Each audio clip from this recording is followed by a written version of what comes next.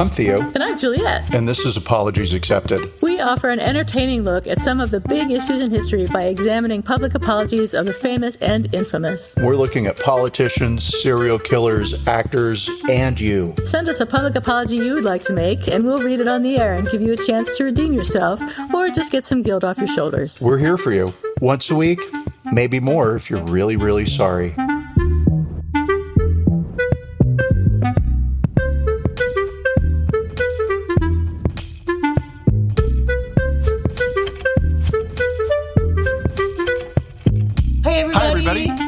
Apologies Accepted, the podcast. And I am not Theo. And I am not Juliette, and you tricked me. You drew out that podcast. So what's shaking, Bacon? Tell us all about everything that's shaking in your life. I know you've been super busy. Your fascinating life, Theo, where you've been painting walls, and you can hear the pain in my voice.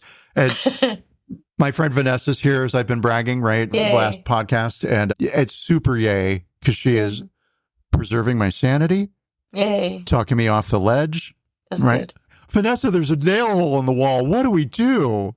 A what on the wall? A nail hole. Oh, a nail hole. Yeah. Somebody hung a picture of this wall. So I've learned how to spackle, not just nail holes, but that's cool.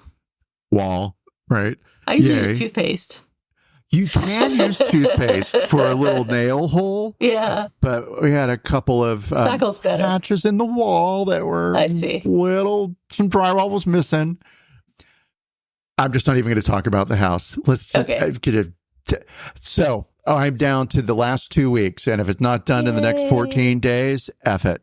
Right? I can't believe it's the middle of September. It's almost the end of September. Where does the time go?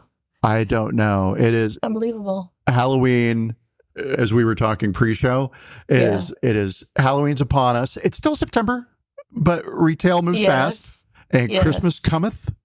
Yikes! Christmas cometh. I mean, fast. I love Christmas. I'm totally excited about Christmas, but I'm not ready yet. Well, you're in luck because Home Goods and Home Depot are both ready for you. Trees are up. The Halloween stuff is like already the clearance section. I know because I've been looking. Whoa. Yeah, it is. And somehow they skipped the election. There haven't been any American flags or, anything in between Halloween and Christmas. What? There's no election stuff? Do you see, driving around Palm Springs, do you see a lot of American flags or any Kamala, what's his name, signs or anything at all?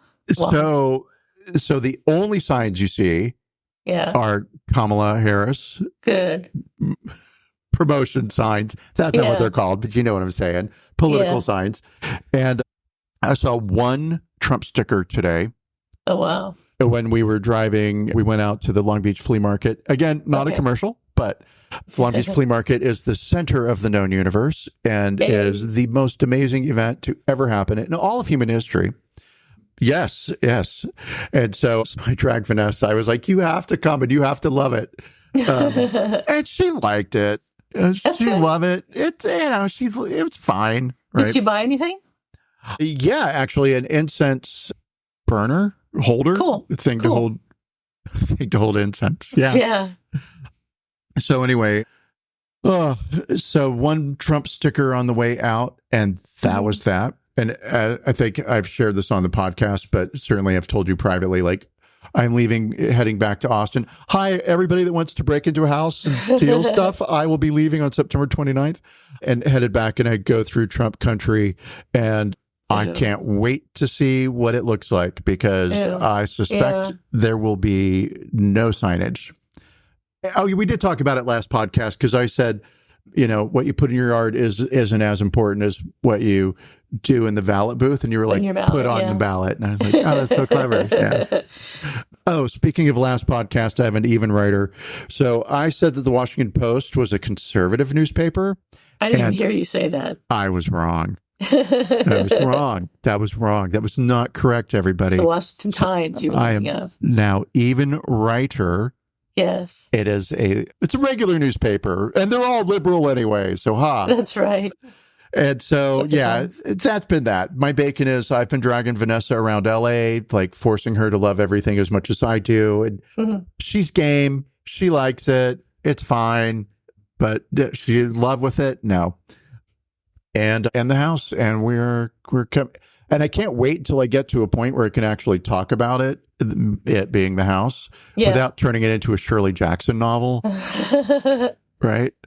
Yeah. And handing the frying pan over to you. What's shaking, bacon?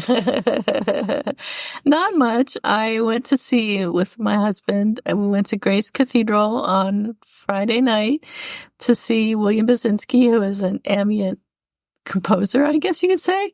And he was there, and there was somebody else that opened up that I didn't like very much, but they had a light show.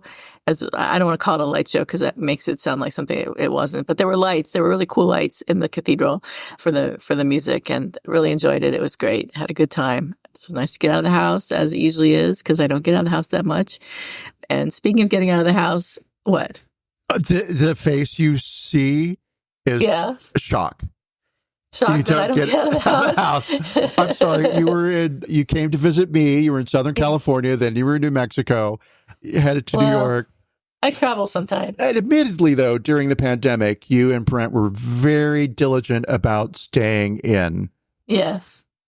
And some of that has still remained, I think. So we don't necessarily get out and go out to dinner or stuff like that. But it's hard to get back to normal. It's hard to get back to normal. So, and because the COVID still hasn't entirely gone away, and we did get our shots last week, so we're going to be good with COVID and the flu this year. And then we're probably going to get the Mpox shot. Although I read that they're not recommending it. I read an article that said everybody should get their Mpox shot, and then I read a thing from the CDC saying they're not recommending it for the general public yet, just for people who have sex with men and also isn't that everyone? A lot and of also people? had an STD though, so there's the other end. But I haven't had an STD that I know of, so I don't know if I'm going to get the Mpox shot or not. But that's that. And then of course I'm going to Copenhagen next week, so I'm totally excited about that. And then I'm going to New York in October, and then again in December. And as I was telling you prior to the podcast, I made reservations to go see the Radio City Music Hall Rockettes do their Christmas extravaganza, which I mentioned to you that I had never wanted to see in the past, and not sure I want to see now, but I think it's a factor of getting older and feeling sentimental maybe about things that you didn't do in the past, if that's possible. I'm with you, right? Like the Rockettes, I probably would have zero interest in ever seeing. Yeah. But what I'm going to say is, on some level, they've got to be fantastic because they've been around for like 100 years. I mean, maybe it will surprise me, right? Maybe it'll be really good. Those kicks are just going to knock you off your feet. I mean, that's like all I can think of them doing is standing there and kicking for an hour and a half, and that can't be it. There's got to be more to it than that. So maybe I should give them a chance. I hope not. Please let it just be a line of ladies kicking for an hour. Do that in your life. But I do want to see Radio City Music Hall. I want to see if it has any architectural thing to recommend it. So we'll see. And I'm also going to the Metropolitan Opera, so that'll make up for it. So yeah, I'm sure that's going to be beautiful. Like I can't make any jokes about the Met. I bet you're going to have a great time at the Rock. I can't wait for future Theo to hear. Yeah, I can't wait to hear either. What my experience was. So that's funny. But that's it. That's all that's going on now. I don't have a house to complain about. I mean, I have a house, but I got nothing to complain about at this moment in time. So pretty soon I'll need to paint it, and then I'll be complaining about that. But right now, all is good. I've got plenty of complaining to hand over to you if you want it. So you can just call me like, what can I complain about for you? I'm going to give you the list. All right. Well, speaking of complaining, what's our story going to be this week? It's going to be, I'll tell you what it's going to be. What is it going to be? It's going to be about Lena Dunham, and I'm sure it's pronounced Lena Dunham and not Lena or Lena. I believe it's Lena. Okay, Lena Dunham. She's an American writer, director, actress, and producer, and she's been frequently criticized and is therefore a famous apologizer. In fact, she wrote an essay for LinkedIn in 2016 called Sorry, Not Sorry, My Apology Addiction. Why would you write this for LinkedIn? I don't understand that. Anyway. Because you're Lena Dunham, and hey, I'm going to say this. She is talented.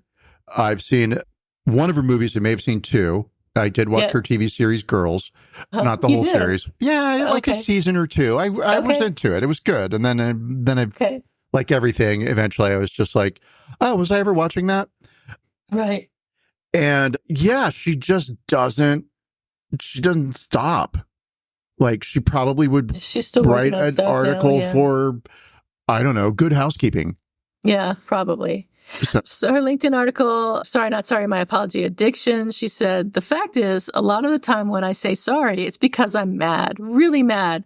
So mad that I'm afraid anything but sorry will cause me to explode and drip my hideous rage juice all over someone I'm simultaneously pissed at and trying to please. And so saying sorry serves as a sort of cork, making sure my emotions are contained and packaged neatly. So we start off this episode with basically Lena Dunham admitting that her apologies aren't even authentic.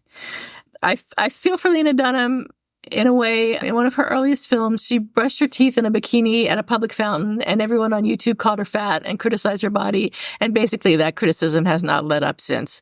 So it's been, 20 years or something of people calling Lena Dunham fat, which is unnecessary and terrible.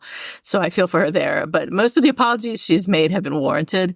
She's been accused of making racially insensitive remarks, for example, in her feminist newsletter. Oh, yeah. Lenny, she published an interview with comedian Amy Schumer in which she appeared to be offended that Odell Beckham Jr., who I guess is a sports person, did not pay attention to her at the Met Gala. She said, I was sitting next to Odell Beckham Jr. and it was so amazing because it was like he looked at me and he determined I was not the shape of a woman by his standards. And she later went on Instagram to apologize and say, the fact is, I don't know about his state of mind and I shouldn't have acted like I did. In January 2015, discussing movie director Judd Apatow's obsession with Cosby in Time Out New York, Dunham said, it's sort of like saying someone's obsessed with the Holocaust. She later acknowledged that comparing Bill Cosby to the Holocaust wasn't my best analogy. So no surprise there. And that's something that pretty much everyone should know by now, that you don't do that. Lena Dunham has also apologized for defending a girls' writer, Murray Miller, who actress Aurora Perrineau had accused of raping her when she was 17. Dunham responded to the accusations by saying, while our first instinct is to listen to every woman's story, our insider knowledge of Murray's situation makes us confident that sadly this accusation is one of the 3% of assault cases that are misreported every year. After an immediate backlash, Dunham apologized for that statement, saying that it was absolutely the wrong time to come forward with such a statement. There's never a right time, Lena. And that every woman who comes forward deserves to be heard fully and completely, and our relationship to the accused should not be part of the calculation anyone makes when examining the case. I can't believe she did that. I mean, she says she's a feminist and she thinks because she knows some dude that he didn't rape someone. It's a ridiculous assumption and it's wrong. It's wrong.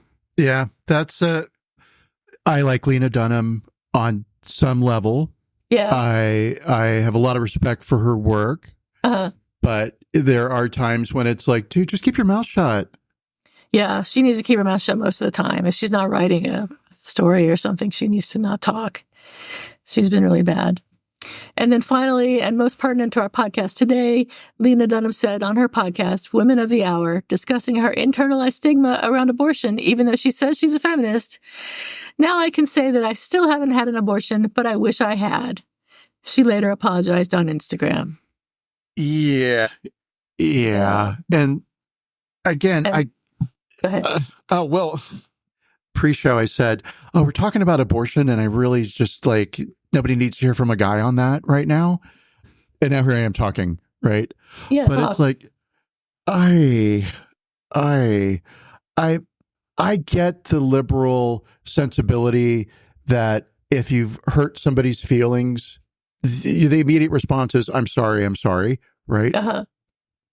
I have forgotten the number of things that she has said over time. That now I'm not one to talk here, although I'm talking, but it's like, is your brain connected to your tongue 100% of the time? Like mine's not, but I haven't done that. Talking about crap. So, I mean, if I were writing something for LinkedIn or if I were talking on a podcast, I'd be a little bit careful of what I said. I like to think. I don't think I've said anything too offensive on this podcast. I might have once or twice, but no, you're perfect. I'm perfect, just like you. I think where I would criticize us would be we fall into that little trap of being too careful, right? Too perfect. If I say something about people who are 2'4", there might be a 2'4" person listening who gets really angry at me, and I don't want them to be mad at me. Yeah, and so sure. So let's not do that anymore. Lena Dunham will be the first person we start beating up on. All right, sounds good. And we can talk about her apology if you like. Yeah, let's go ahead and do that, because it's an interesting situation when you have somebody who's apologizing after they've shared that their apologies are self-defensive and ways to de-escalate their anger. So, yeah, I mean, is she really sorry about what she said, or does she want to beat all those people to death? We'll find out. Maybe. So the apology said well, let's read it. My latest podcast episode was meant to tell a multifaceted story about reproductive choice in America, to explain the many reasons women do or don't choose to have children and what bodily autonomy really means. I'm so proud of the medley of voices in the episode. I truly hope a distasteful joke on my part won't diminish the amazing work of all the women who participated. My words were spoken from a sort of delusional girl persona I often inhabit, a girl who careens between wisdom and ignorance. That's what my TV show is, too. And it didn't translate. That's my fault. I would never, ever intentionally trivialize the emotional and physical challenges of terminating a pregnancy. My only goal is to increase awareness and decrease stigma. I take reproductive choice in America more seriously than I take literally anything else, and therefore own full responsibility for any words I speak that don't convey this truth clearly. I know plenty of people will never like a thing that leaves my lips, mea culpas or no, but this apology is for the women who have placed their trust in me. You mean everything to me. My life is and always will be devoted to reproductive justice and freedom. You know how in some households you curse and have to put money in a jar? Well, in mine, if you mess up your pro-choice messaging, you have to give a sizable donation to abortion funds in New York, Texas, and Ohio. I look forward to fighting with you all for the next 4 years and beyond. So I have two comments about that. First off, does she really take reproductive choice in America more seriously than she takes literally anything else? I doubt it. And does she really have a rule in her household that if she messes up her pro-choice messaging, she has to give a sizable donation to abortion funds? I doubt it. I mean, what kind of household has that rule? So if you mess up your PR, you have to give money. So I don't think so. I don't think there's such a rule. But anyway, and what do you think? So so many thoughts, right? and one of them is like, I know that if I knew Lena Dunham personally, I would be all, oh my God, you're completely amazing. Please come over and have dinner and tell me everything, right? Uh-huh.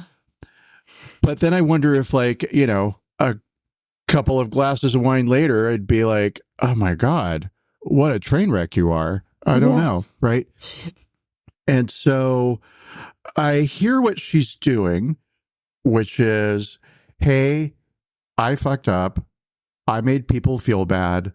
And here's what I was going through in my head. And here's what my intentions were. Clearly, it didn't land.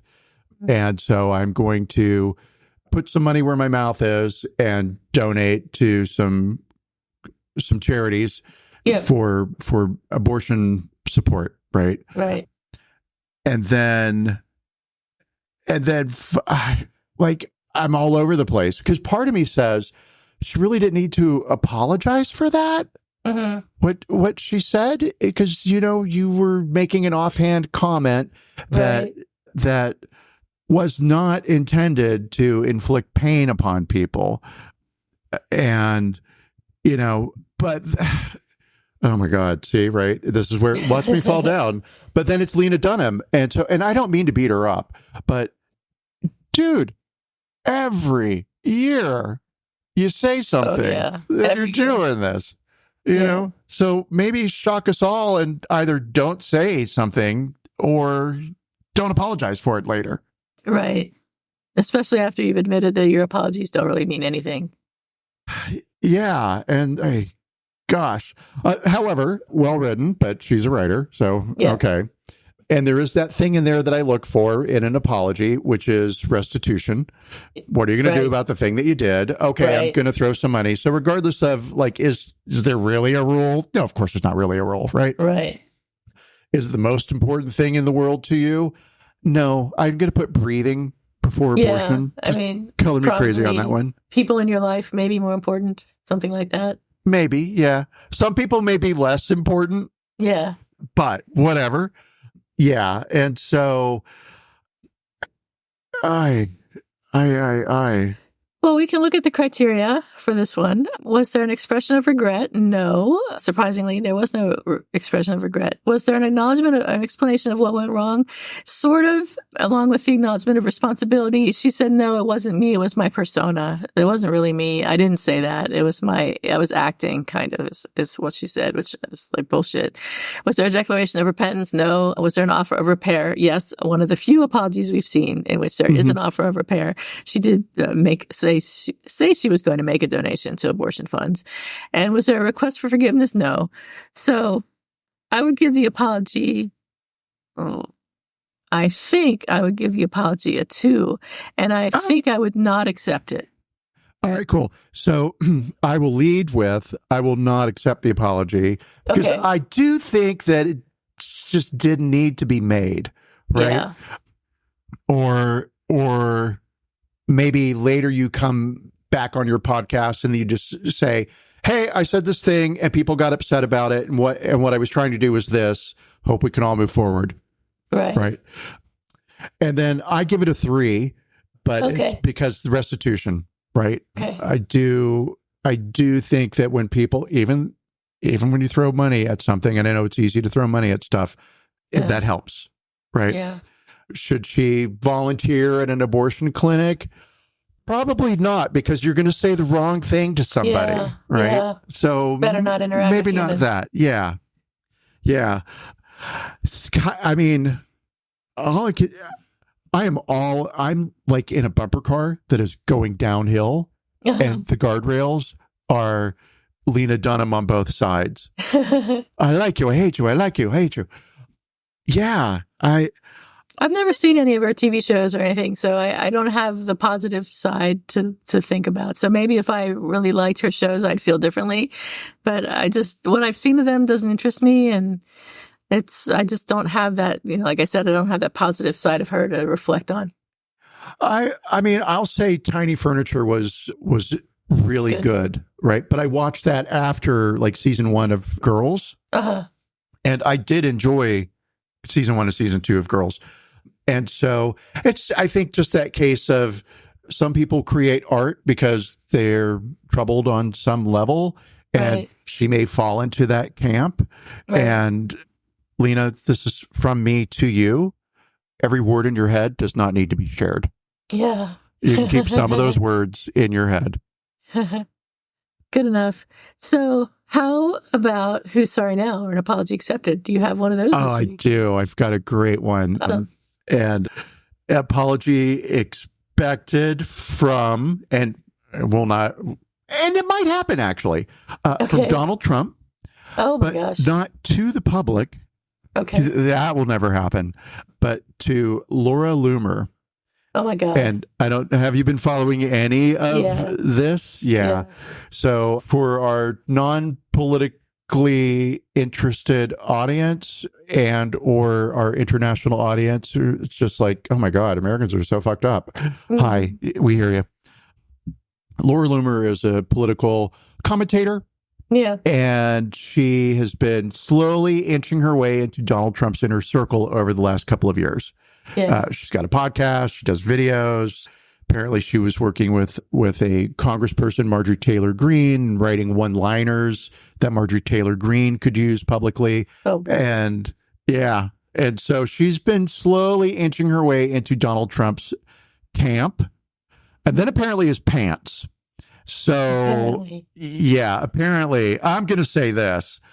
In my humble gay opinion, so I know zero about the way straight people actually really work, but I've seen enough. The way they're touching each other, come on, right? Like, you guys are clearly doing it. So she's become an important person, an important voice in Donald Trump's inner circle very quickly in the last couple of months. And she, in my opinion, is crazy as fuck. Yeah. And so Trump's handlers, the people that are running his actual campaign, are not thrilled with Laura Loomer because she is crazy. She has said things like, if Kamala Harris wins the White House is going to smell like curry. Right. Yeah. And far more dreadful things than that. Yeah. I mean, that's just straight up. Marjorie Taylor Greene called Laura Loomer a racist. Yeah, that's a lot. Gotta be a racist to get the attention of a racist. When the Klan says, hey, maybe calm down a little bit, you've gone too far. So Laura Loomer has recently been banned from Trump's inner circle. She is not allowed contact with him, and she is not allowed on the plane. I didn't hear that. Oh, yes. On Friday evening, she called me in tears. Oh, my God. So mad. No, so I read it on Twitter, but I've read it enough on Twitter that I believe it now. So she's been banned from the inner circle. Wow. She has no access to him. You know she's got tapes. Oh, yeah. You know, she worked for Project Veritas, which, again, for international listeners, is a right-wing, conspiracy kind of centric video production company, and they try and trap Democrats in situations where the Democrats like two-faced or lying or, you know, I love abortions, I'm having one right now kind of stuff, right? So, yeah, she knows how to work a camera. Yeah, she knows how to hit play or record on an iPhone. Yeah, she probably set him up somehow, some way to get something on him. Let's see what happens. But the apology expected is he does not want her going to the press. He will be apologizing to her for what my handlers are doing and blah, blah, blah. We'll hear about it. Interesting. Well, more to follow on that. She's not going to go quietly into that good night. I don't think so either. I'm surprised that they've successfully cut her off from him, and we'll see if that lasts. Who knows? And some of the stuff I've been reading, like any of it's true, right? Right. We don't know. I was with Vanessa yesterday. Sorry, this is a complete aside, but we were talking about the royal family. Yeah. And I mentioned Harry and Meghan. Yeah. And Vanessa and I get along real well, and we're very similar until we get to the royal family. Oh, really? She does not like Meghan Markle at all. Oh, wow. Right? Hates her. Oh. She thinks Harry is so unhappy. Oh, my God. I look at photos and I think Harry is happy, and I think Will is unhappy. Yeah. Right? And so I said to Vanessa, well, I heard that Harry is really happy right now. And she said, who did you hear that from? Touche, Vanessa. That's funny. And she also knew nothing about pegging. And I got to tell her what pegging was. Oh my and I'm gosh. not telling anybody else because the look on her face when she found out, she was like, okay, I know the act. I just didn't know it had a word. Yeah, it does. Funny. So, so there we go. There I am, sucking all the oxygen out of the podcast again. What about you? Who saw you now? I do have an apology expected, and it's not really, I mean, it's a little tongue-in-cheek because my apology expected is from a river otter. And a river otter attacked a young child on a dock in the Seattle area, dragging the child from the marina and briefly underwater. The child, who was rescued by their mother, suffered bites to the head, legs, and face in Thursday's attack at the Bremerton Marina in Washington. The otter continued to chase the family as they fled the dock, officials said. The child was treated at a hospital and is presumably going to be fine. But I think that otter should apologize. I mean, okay, I'm going to ask you a lot of questions. You were not there.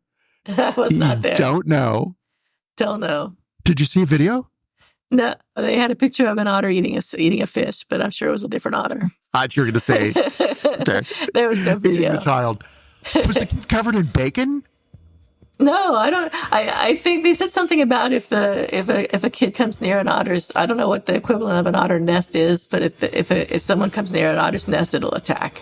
So that's what they were saying. It was probably what happened. Got it. So Got it. It was the kid's fault, basically. I mean, Truly, we cannot blame the otter. No, of course not. It was just being an otter. And it will attack you. Yes. So that's my Who's Sorry Now or Apology Expected. And with that, I think we're done for the day and the week. Thanks, everybody, for listening. And stay cool, cucumbers. And don't trip on an otter potato chip. No. Why did I even do that? That's all funny. Right. Goodbye, everybody. Bye, everybody.